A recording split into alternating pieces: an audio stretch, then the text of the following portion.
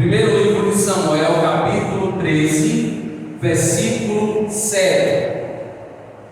Diz o seguinte, o texto: alguns hebreus até atravessaram o Jordão para chegar à terra de Gado e Gileade. Saul ficou em Gilgal e os soldados que estavam com ele tremiam de medo. E ele esperou 7 dias, o prazo estabelecido por Samuel. Mas ele chegou a Gilgal e os soldados de Saul começaram a se dispersar. E ele ordenou: tragam-me o holocausto e os sacrifícios de comunhão. Saul então ofereceu o holocausto. Enquanto terminou de oferecer, Samuel chegou. E Saul foi saudá-lo. Versículo 11. Perguntou-lhe Samuel: o que fez? O que você fez? Saul respondeu: quando vi que os soldados estavam se dispersando e que não tinhas chegado no prazo estabelecido e que os filisteus estavam reunidos em Micmas, pensei: agora os filisteus me atacarão em Gilgal e eu não busquei o Senhor, por isso senti-me obrigado a oferecer o holocausto.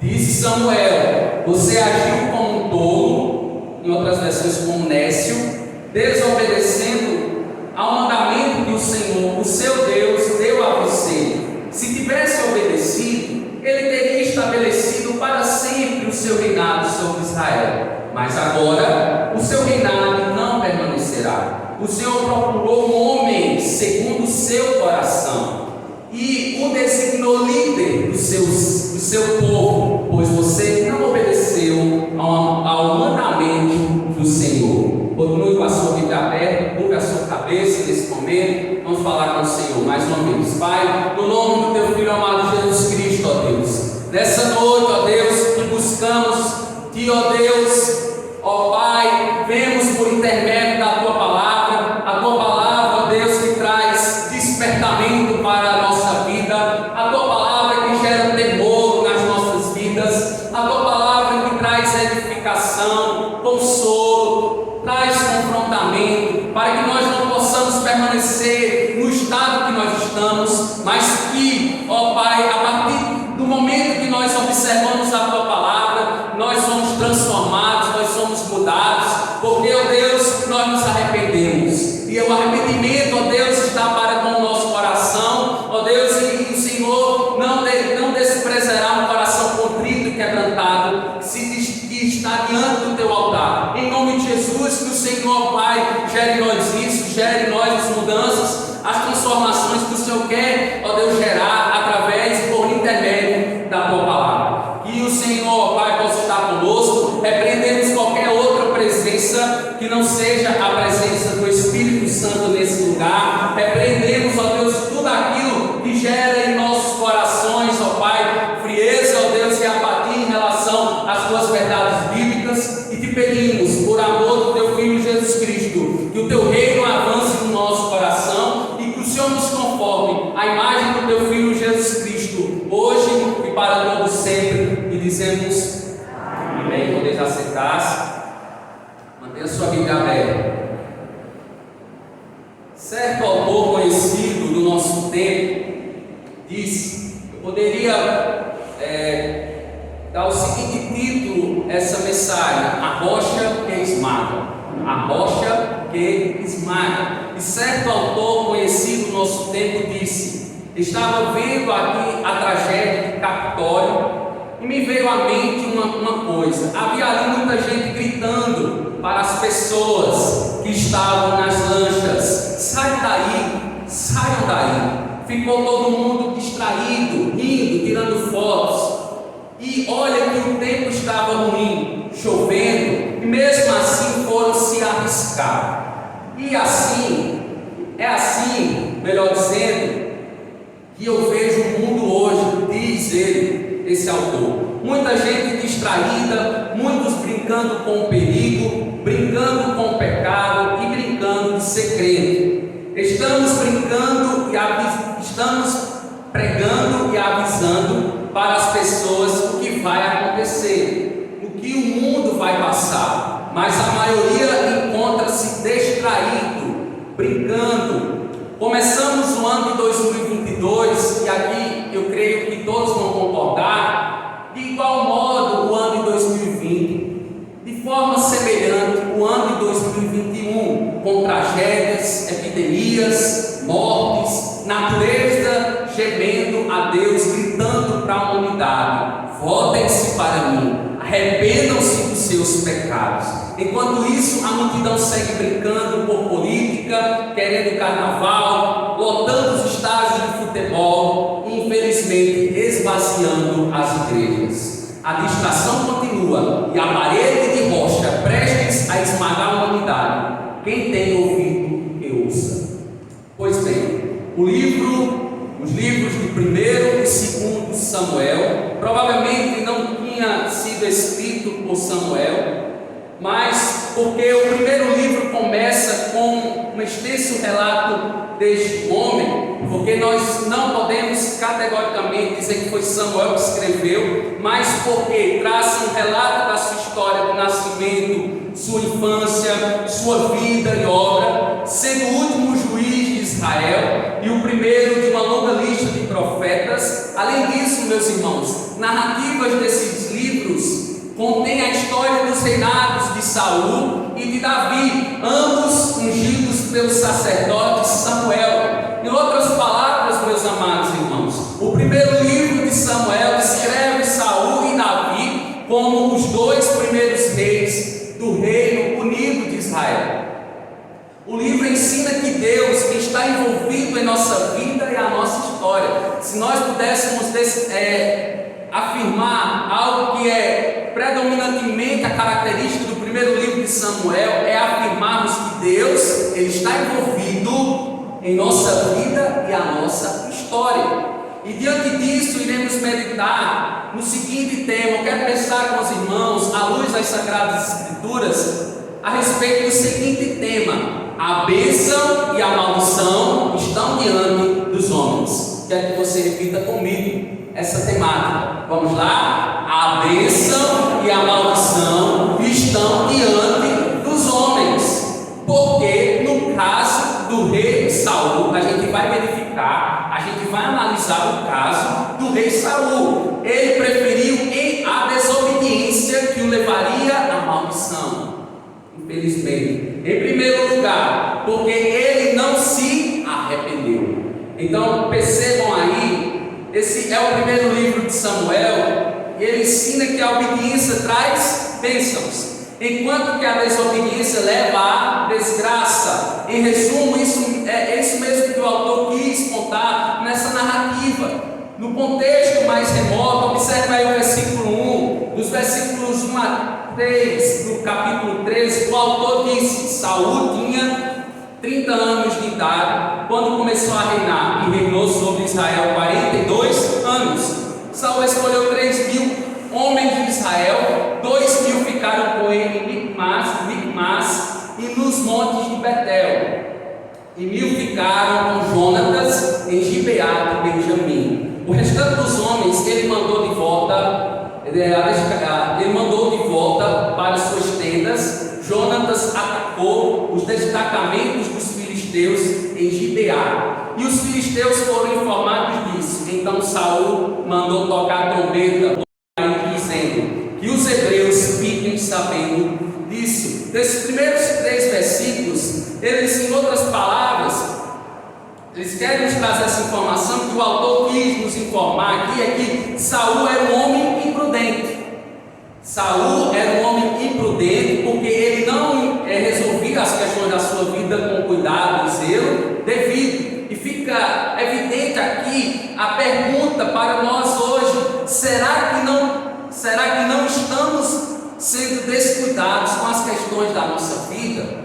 As questões que estão relacionadas à nossa família, as questões que estão relacionadas ao nosso trabalho, as questões que estão relacionadas àqueles que têm filhos, aqueles que são pais, enfim, todas as áreas, nós devemos dar o cuidado que é devido, não sermos muitas vezes precipitados, não agimos de forma nécia, como Saul aqui. A gente presta atenção, Saul aqui nesse texto, no segundo ano do reinado, o que é que está sinalizando aqui? Ele seleciona um grupo de quantos homens? De 3.000 homens, dos quais ele mesmo comandava 2.000, e seu filho Jonatas ele comandava 1.000 homens. Ou seja, Saul foi imprudente em chamar tantos homens para depois ter terminado com o exército fixo, por temer o perigo dos filisteus. A gente observa isso no versículo 15. Versículo 15 diz o seguinte: então Samuel partiu de Gilgal e foi a Gibeá de Benjamim, e Saul contou os soldados que estavam com ele. Eram cerca de quantos, irmãos?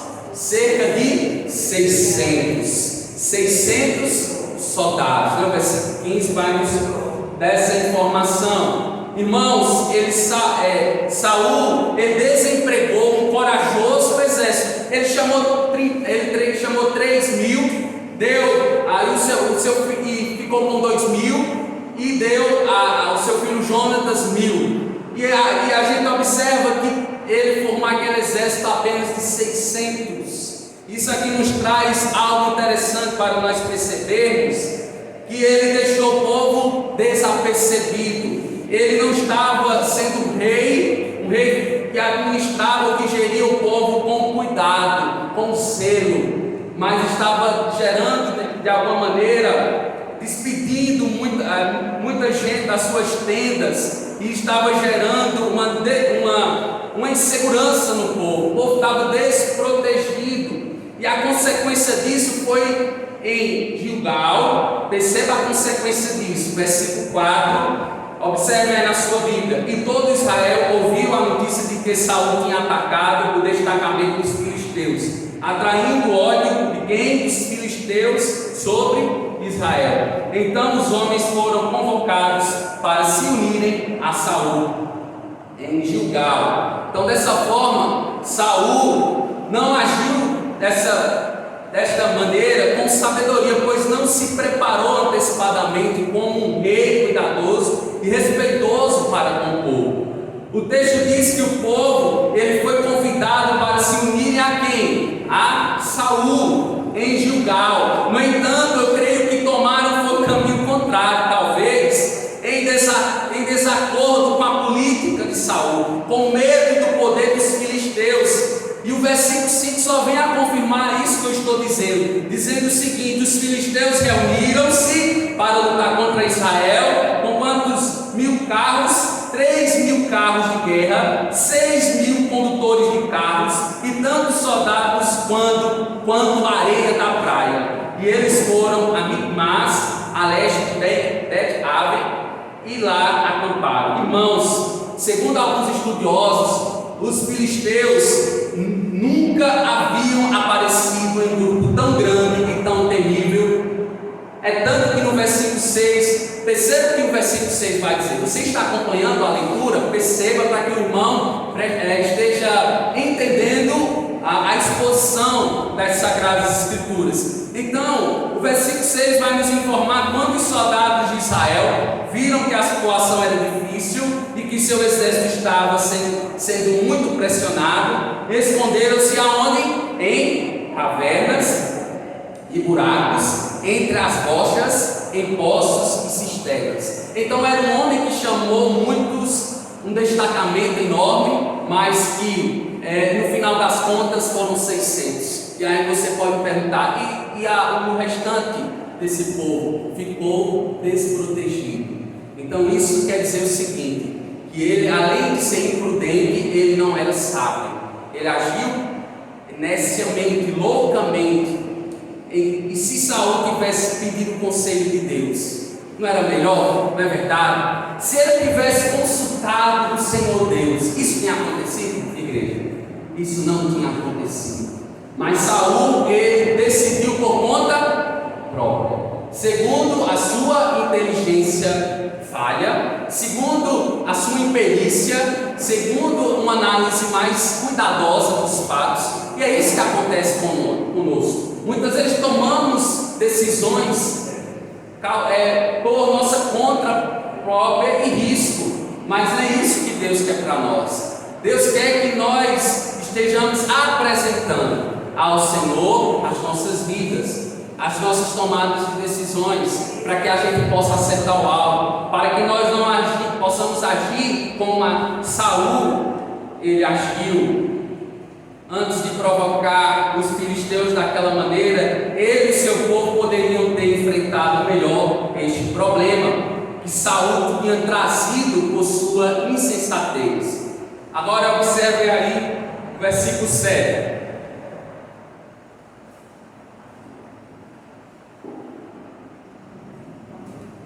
O versículo 7 começa o contexto imediato do texto que lemos inicialmente, dizendo: alguns hebreus até atravessaram o Jordão para chegar à terra de Gade e de Gileade. Saul ficou em Gilgal e os soldados que estavam com ele eles tremiam de medo. Muitos hebreus aqui, meus amados, foram para longe em direção a Gade e a Gileade. Os que ficaram com Saul estavam como? O texto vai dizer que eles estavam amedrontados, eles estavam aflitos de um risco iminente de morte. E aí, observe que os versículos 8 a 10 vai dizer: ele esperou quantos dias? 7 dias. O prazo estabelecido por quem? Pelo profeta, pelo sacerdote Samuel. Mas este não chegou a Gilgal. E os soldados de Saul começaram a se dispersar, a se separar-se. Então ele ordenou: tragam-me o holocausto e os sacrifícios de comunhão. Então Saul ofereceu então o holocausto. E quando ele terminou de oferecer, Samuel chegou e Saul foi saudá-lo, como de costume. Então o que aconteceu aqui? Preste atenção, Samuel, quando ungiu Saul, ele mandou o ficar por quantos dias? 7 dias, aonde? Em Gilgal. Então, mas Saul desobedeceu a ordem expressa de Samuel. Foi Saul de alguma maneira atrevido em oferecer o sacrifício sem Samuel, sem a presença de Samuel, sem o consentimento de Samuel. Ele decidiu atacar os filisteus, além dele ter feito o sacrifício, e não é da autorização ele fazer como rei. Além disso, ele atacou os filisteus sem a instrução dele. Saul era tão orgulhoso, meus irmãos, que desprezou a ajuda do profeta do Senhor para orar por ele ou aconselhá-lo. Então ele desprezou o conselho do sacerdote Samuel, ele desprezou o seu conselho, ele desprezou a sua intercessão. E dando continuidade, qual foi a resposta de Samuel a Saul? Perceba a resposta de Samuel a Saul, versículo 11. E perguntou-lhe Samuel: o que você fez? Saul respondeu: quando vi que os soldados estavam se dispersando e que você não tinha chegado no prazo estabelecido, e que os filisteus estavam reunidos em Micmas, pensei: agora os filisteus me atacarão em Gilgal. Então, e eu não busquei o Senhor, por isso senti-me obrigado a oferecer o holocausto. Perceba a justificativa de Saul.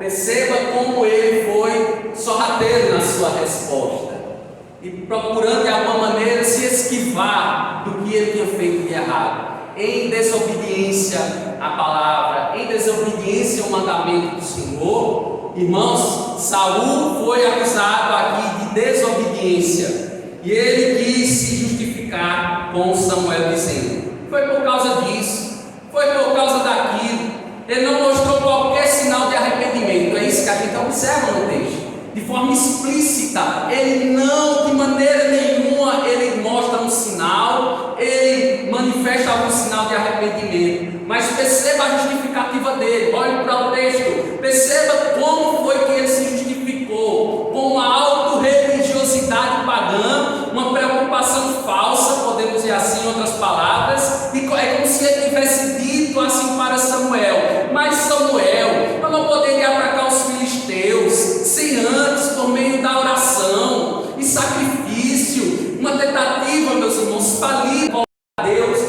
do seu lado. Ele quis colocar Deus do seu lado. Ele quis com isso dizer que Deus estava aprovando o que ele estava fazendo.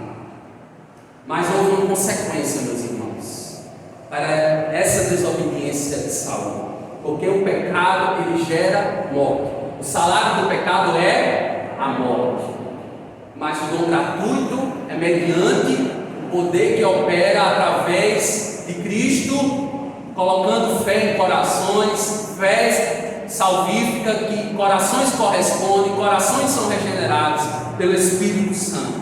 Mas houve uma consequência para o pecado de desobediência de Saul, pois ele usurpou a autoridade do profeta e desobedecendo as ordens de Deus. Ao desobedecer, Saul teve o seu reino cancelado, seu reinado foi cancelado.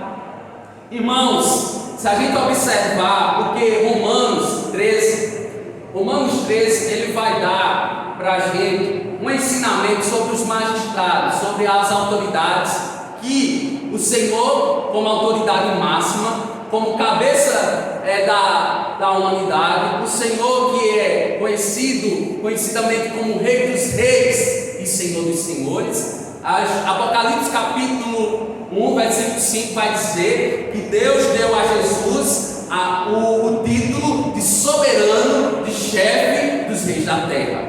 E esse Senhor, ele vai instituir como nós devemos observar as autoridades. Ele vai afirmar 4, pelo menos, verdades desse texto. Segundo o pastor Franklin Ferreira, ele vai dizer o seguinte: a primeira verdade que a gente vê no texto de Romanos 13, dos versos 1 a 7. A primeira verdade: o único e absoluto é Deus. O único e o absoluto é Deus. Em segundo lugar, toda autoridade é derivada desse único e absoluto que é Deus. A terceira, toda autoridade é para promover o bem, para servir aquele que faz o bem. A quarta e última, o ponto, a autoridade é dada para punir o mal. Essa é a autoridade legítima. Por que eu trouxe essa citação do Franklin Ferreira, ele comentando Romanos 13? É porque nós devemos tomar nota que Saul era uma autoridade. Saul era um rei. E um rei, ele tem o ofício no Antigo Testamento para com o povo de Israel. Em outras palavras, qual era a função de Israel? A função de Saul. Quando a autoridade deixa de servir, então o que estava acontecendo com Saul? Quando essa autoridade ela deixa de servir quem faz o bem, quando a autoridade deixa de promover uma boa causa, quando a autoridade deixa de punir o facínora, ou seja, um malfeitor, ele deixou de ser uma autoridade legítima. Ela não é mais uma autoridade ordenada por Deus. Isso fica claro no Antigo Testamento. E Saul, ele não estava mais autorizado a seguir com o seu reinado, porque ele deixou de fato, de verdade, a legitimidade, o cuidado, a proteção, a segurança do povo. E o apóstolo Pedro vai dizer na sua primeira carta, 1 de Pedro 2, 13 a 17, ele diz o seguinte: por causa do Senhor, sujeitem-se a toda autoridade constituída entre os homens, seja o rei como autoridade suprema, seja aos governantes como por ele enviados para punir os que praticam o mal e honram os que praticam o bem, pois é da vontade de Deus que, praticando o bem, vocês silenciem a ignorância dos insensatos. Vivam como pessoas livres, mas não usem a liberdade como desculpa para fazer o mal. Vivam como servos de Deus. Cabem a todos com devido respeito. Amem os irmãos, temam a Deus e honrem o rei. Então a palavra rei, eu queria trazer esse pano de fundo do Novo Testamento, para que nós possamos também compreender como é o significado da palavra rei que Pedro traz. É a mesma empregada para o rei Davi, aquele grande homem de Deus, que era segundo o próprio coração de Deus. E segundo alguns estudiosos, as nações pagãs da época, prestem atenção, onde os reis exerciam um ofício também de sacerdote. e profeta, eles não só tinham um comando militar da sua nação, como os reis filisteus, mas eles também eram intercessores e mediadores das suas deidades, em outras palavras, dos seus falsos deuses para o povo. Eles falavam em nome dos seus falsos deuses para o seu povo. Agora, em Israel, o rei tinha que ser somente rei. Saul, ele não poderia ser sacerdote e nem desempenhar o ofício de sacerdote. Saul não poderia desempenhar o ofício de profeta. Não. A nação de Israel é distinta das nações estrangeiras, onde os reis das nações estrangeiras, eles poderiam ocupar determinados ofícios, eles poderiam, como falei aqui, interceder por seus deuses falsos, ele poderia trazer uma palavra também do seu Deus falso para o povo, mas Saul não. Saul, ele deveria ser um rei segundo o coração de Deus, mas a gente percebe que ele desandou nesse reinado, e a gente observa, por exemplo, o que aconteceu com o grande rei Uzias. Vou citar esse exemplo do rei Uzias, que foi um dos maiores reis de Judá. O que foi que aconteceu com ele? Quando ele quis sacrificar a Deus no templo como sacerdote, Deus envia lepra para aquele grande rei, e ele era um rei como Davi. Deus de imediato em Uzias envia lepra, porque ele queria fazer o ofício de sacerdote no templo.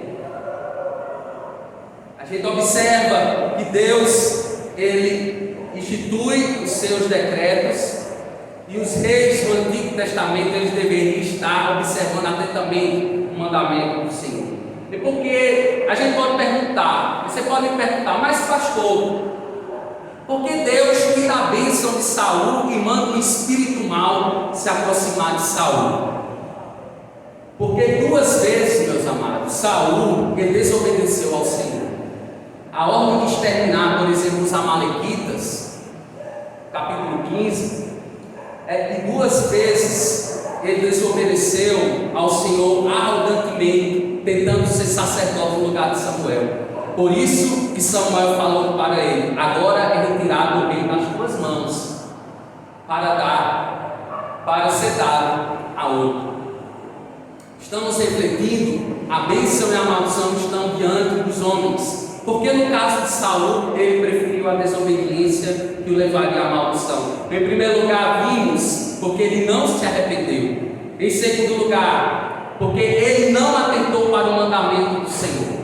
Nós estamos diante da palavra. A palavra, ela está diante de nós. Importa que nós possamos atentar para ela. Mas Saul não atentou para o mandamento do Senhor, infelizmente.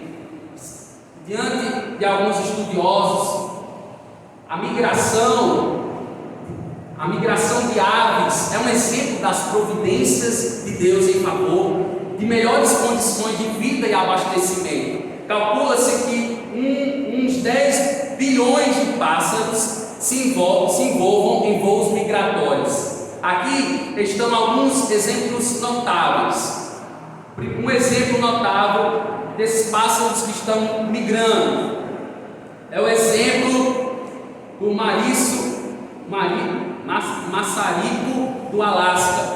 Voa milhares de quilômetros sobre o Oceano Pacífico até chegar às ilhas do Havaí. Eu acho interessante o nome desse pássaro, porque aqui no sertão, pelo menos ali na região da cidade de Exu, eu entendia como outro significado desse pássaro, o papa-figo. O papa-figo para mim é o vento do saco, que eu conheci quando criança, que raptava as criancinhas, tirava os ovos, e os pais da gente conversavam com a gente, né, fazia medo. Então eu tinha o maior medo do papa-figo. Mas aqui, hoje eu descobri que papa-figo era um pássaro. Interessante, né? O papa-figo é um pássaro que também ele viaja muitos e muitos quilômetros pela América do Sul e ele retorna a árvores em Nova York.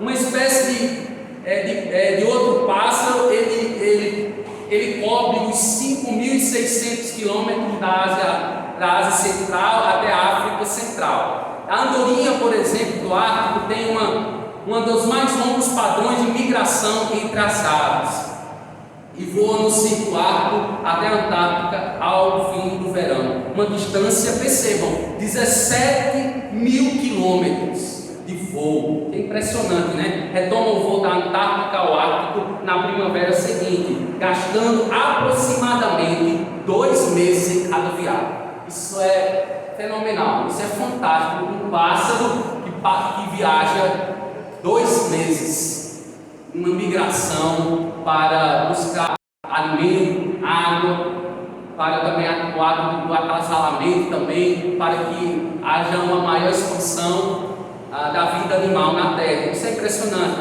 E é porque eu quis trazer esses dados. Se nós agora vamos prestar atenção, por que eu trouxe esses dados desses pássaros? O profeta Jeremias, capítulo 8, versículo 7, fala de vários outros tipos de aves com instintos migratórios.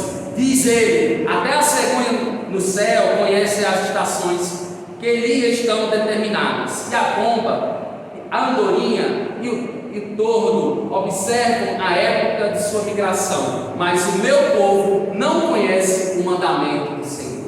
As aves conhecem os tempos, as aves conhecem porque Deus instrui as aves, Deus dá entendimento às aves quando é que elas têm que estar voando, migrando. E aí ele compara com o homem, ele compara com aquele que é a coroa da criação de Deus, a imagem e semelhança de Deus. Ele vai dizer que muitas vezes o povo que se chama pelo nome de Deus não conhece o mandamento do Senhor. Isso é muito triste a gente observar como Jeremias ele estava lidando com um povo rebelde no seu tempo, um povo que desprezava a palavra do Senhor, um povo que estava virando as costas para o Senhor, estava alheio à vontade do Senhor. E nesse tempo que nós estamos vivendo, será que nós estamos vivendo uma época semelhante à do profeta Jeremias, que as pessoas não buscam mais o Senhor, não buscam conhecer mais a Deus e a sua palavra, não buscam viver em conformidade com a palavra do Senhor? Certamente nós vivemos um tempo muito difícil e delicado. Os seres humanos têm menos instintos naturais, podemos dizer assim, do que as aves, mas o Criador, Ele implantou em nós algo que Ele não concedeu aos pássaros ou a qualquer outro animal: a faculdade moral da escolha, que é chamado de livre agência. Essa é a faculdade moral que Deus nos deu no poder de escolha. Sabemos que o livre-arbítrio foi tomado da raça humana em Adão. Até Adão existia livre-arbítrio, que era o poder de escolha correto do que é fazer o bem, do que é correto. Após o pecado original, nós observamos agora que nós tornamos a raça humana, se tornou o quê? Escrava do engano, escrava do pecado. E aí nós não mais acertamos o alvo, mas nós nos lambuzamos no pecado. Se não fosse a intervenção de Deus, mudando as nossas concepções, nos trazendo para junto dele, nós estaríamos perdidos, nós estaríamos no lamaçal do pecado. Mas o Senhor é quem renova a nossa mente, amém? Para que nós possamos acertar o alvo. Essa livre agência é o poder de decisão para que nós possamos atingir o alvo, não mais como nós tínhamos, porque nós tínhamos o poder de decisão sempre fazer o que era bom. O homem no seu estado inicial era de inocência, era de santidade, era de perfeição, era de justiça, mas ele preferiu desobedecer a Deus e passou a ser um ser agora imortal. Nós tínhamos a imortalidade, nós não morreríamos no Éden, nós passaríamos, quem sabe assim podemos conjecturar, passaríamos o tempo que fosse adorando o nome do Senhor, tendo plena convicção da presença do Senhor, mas nós passamos a ser seres mortais. Éramos imortais e agora somos mortais por causa da desobediência. E o pecado é isso. O pecado traz vergonha, o pecado traz o medo, o pecado traz distanciamento de Deus, e foi isso que estava acontecendo com Saulo. Não se engane, meus amados irmãos, o pecado, ele é drástico nas nossas vidas, ele traz algo tão odioso diante de Deus que nos separa dele. Mas, voltando para que nós possamos ainda refletir no que aconteceu com Saulo diante desse texto, nós observamos que a razão pela qual ele o fez foi para que nosso amor. Qual foi a razão para que o Senhor nos fez? Ainda refletindo ainda acerca da liberdade pela qual o Senhor nos criou. A razão pela qual Ele o fez foi para que nosso amor por Ele brotasse livremente, por apreciarmos o seu caráter de amor. Somente esse tipo de amor compensa. Israel cometeu um trágico erro quando recusou aceitar a lei de amor de Deus. Saul não atentou para o mandamento do Senhor. Mas eu e você, o que nós podemos aprender com Israel, com a nação de Israel, que decepcionou o Senhor da aliança? O que nós podemos aprender com o rei Saul, que decepcionou, que frustrou, que desobedeceu o mandamento do Senhor? O que é que nós podemos aprender? Nós podemos aceitar o mandamento do Senhor, amém? Possamos aceitar o mandamento do Senhor Deus em nosso coração e não se desviar dele, nem para a direita, nem para a esquerda. O Escritor de Deus vai dizer que nós devemos andar com os olhos fitos para o autor e consumador da nossa fé, e que nós não somos aqueles que retrocedem, mas que avançam em conhecer esse Deus, e não se desviar desse Deus, e não se afastar desse Deus de maneira alguma. Deus não nos criou para estarmos distantes dele. Repita comigo, por favor. Deus não nos criou para vivermos ou para estarmos distantes dele de maneira alguma. Porém, quando decidimos pecar, meus amados irmãos, envergonhados, fugimos por aí, é nesse momento que Deus chama por nosso nome. Ele conhece teu nome, viu? Ele sabe onde você está. Ele sabe onde você se encontra. Ele conhece a sua aflição. Ele conhece a sua angústia. Como é que eu posso provar isso? Que Ele conhece teu nome. Gênesis 3:9. O que é que vai dizer em Gênesis 3:9? Quando Adão ele peca, o que acontece logo em seguida? E nesse momento que Deus chama por nosso nome, o Senhor Deus chamou Adão e disse-lhe: onde está Adão?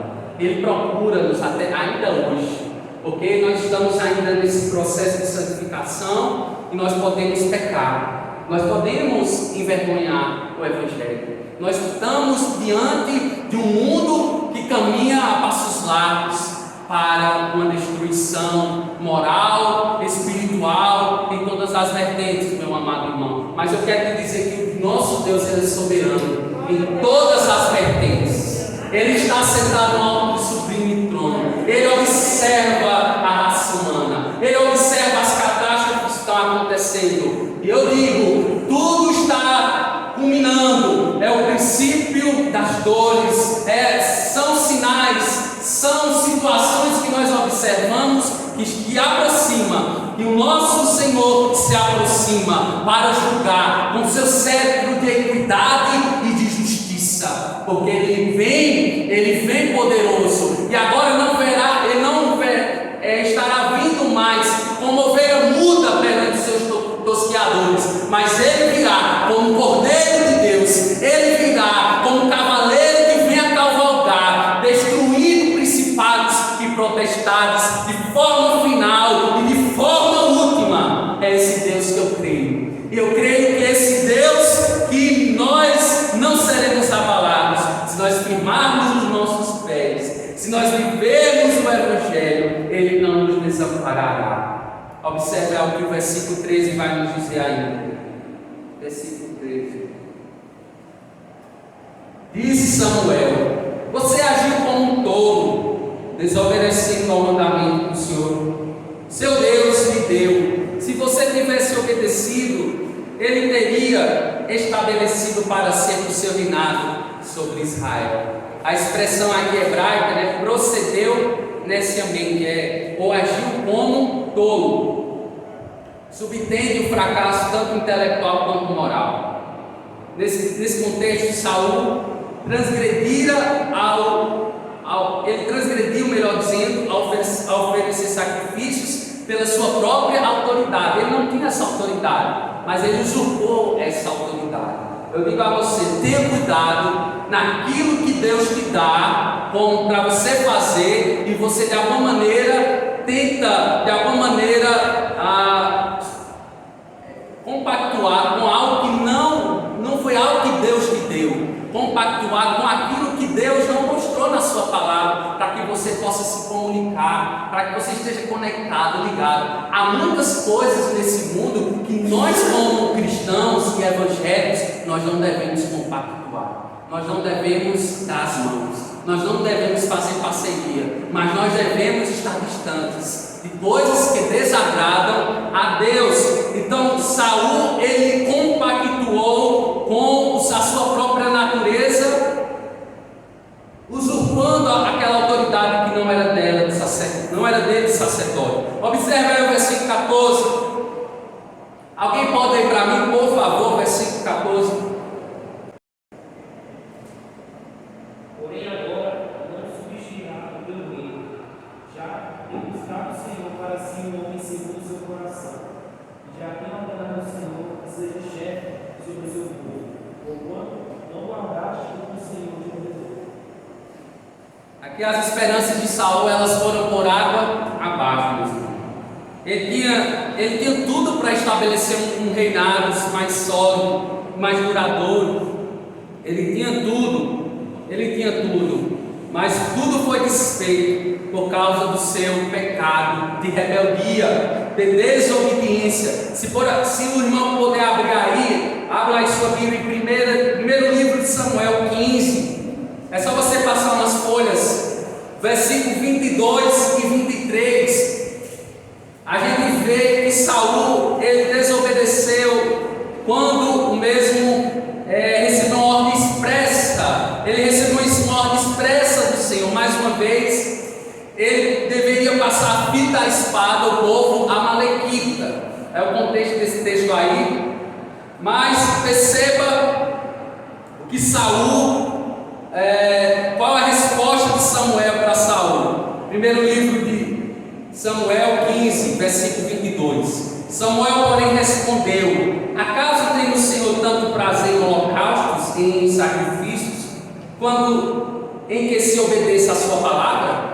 A obediência é melhor do que o sacrifício, e a submissão é melhor do que a gordura de camelos, pois a rebeldia é como o pecado da feitiçaria, e a arrogância como o mal da idolatria. Assim como você rejeitou a palavra do Senhor, Ele o rejeitou como rei. Aqui foi a cartada final para Saul. Irmãos, o pecado de desobediência ao mandamento do Senhor é comparado ao pecado também de feitiçaria. Na tentativa, meus irmãos, de usurpação da autoridade do Senhor, isso se chama rebelião, sobretudo idolatria. Infelizmente, há muitos cristãos da nossa atualidade que, como Saul, já vê o seu próprio pecado de forma natural, de forma comum, e é tratado de forma leviana, não sentem mais nada, até brincam com as advertências de Deus por intermédio daqueles que o Senhor investiu de autoridade sobre o seu povo. E a palavra do Senhor para nós, a advertência do Senhor é que nós tenhamos cuidado. Cuidado com a advertência do Senhor, cuidado com o mandamento do Senhor, cuidado com aquilo que nós recebemos da parte do Senhor, porque tudo que nós recebemos de alimento espiritual para a nossa vida é para que nós possamos conduzir em santidade, possamos conduzir em virtudes que o Espírito Santo nos deu. Cuidado para estes que ainda desprezam conselho do Senhor, não resta outra coisa que não o juízo de Deus, pois Deus não coaduna com o pecado. Isaías ele tem uma visão da majestade de Deus, e a expressão lá é no superlativo, e ele vai falar que Deus é santo, que Deus é santo, e Deus é santo. Então essa é a principal característica, vamos dizer assim, do nosso Deus, a sua santidade. Isso quer dizer que ele abomina o pecado, e pecadores que não se arrependem, pois os mesmos estão debaixo da sua ira santa. João 3,36. Mas aqueles, eu creio que aqui há pecadores redimidos, amém? Aqui há pecadores não impenitentes, não que desprezam o conceito do Senhor, mas há pecadores que buscam a misericórdia do Senhor, que buscam a vida de quebrantamento e de contrição. Nós alcançaremos a misericórdia do Senhor, nós alcançaremos a compaixão do Senhor, se porventura nós tivermos uma vida de arrependimento. E arrependimento vem da palavra grega metanoia, que quer dizer mudança de mente. É uma compulsão, é uma contrição, é uma tristeza causada pela violação das leis divinas, pelo qual o indivíduo é constrangido a voltar-se a Deus para implorar-lhe o imerecido favor. Isso é o que Paulo vai refletir, nos fazer refletir. Abram aí comigo para os irmãos verem. Segunda carta de Paulo aos Coríntios, capítulo 7, versículo 9 e 10. Segunda carta de Paulo aos Coríntios, capítulo 7, versículo 9 e 10.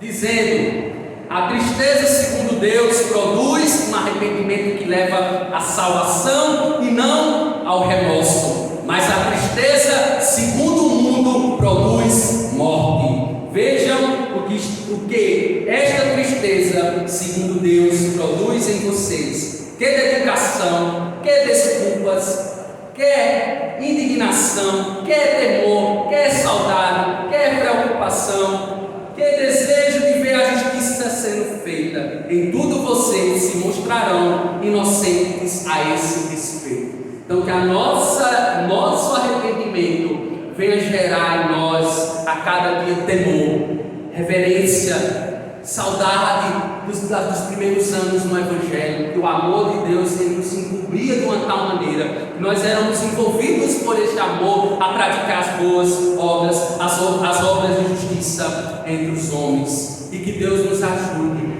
Para concluir, meditamos que a bênção e a maldição estão diante dos homens. Porque no caso do rei Saul ele preferiu a desobediência que o levaria à maldição. Em primeiro lugar, vimos porque ele não se arrependeu. Em segundo lugar, porque ele não atentou para o mandamento do Senhor. Conta-se, para concluirmos, uma história de um evangelista que se deparou com um sujeito que de forma intensa negava ser um pecador. Ele dizia: eu não sou um pecador. E esse evangelista, ele evangelizava, ele mostrava o evangelho a ele, puro e simples, e ele escapulia de todas as tentativas do homem de Deus de convencê-lo dos seus erros. Ele dizia: eu sou um bom pai, eu sou um bom marido, um bom vizinho, um bom cidadão, sou honesto e trabalhador, cumpro minhas obrigações, não tenho do que me arrepender. Então esse homem se julgava um homem honesto, podemos dizer assim, um homem mais honesto da face da terra. Ele se julgava um homem honesto, e ele não teria como ter nenhum arrependimento, ele não teria como ter nenhum remorso. Então, em dado momento da conversa, o Espírito Santo sussurrou no ouvido do evangelista. Perceba, pergunte para ele sobre o biscoito.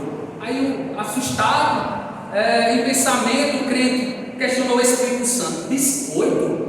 Que é isso, meu Senhor? E a voz do Espírito repercutiu-se: obedeça-me, pergunte-lhe sobre o biscoito. Então você não tem mesmo nenhum pecado? O evangelista perguntou: não, sou um homem correto, não tenho do que me arrepender. Bem, Deus manda-me fazer-lhe uma pergunta esquisita. Eu não sei o que é, mas eu creio que você deve saber. E o Espírito Santo de Deus perguntou: e o biscoito?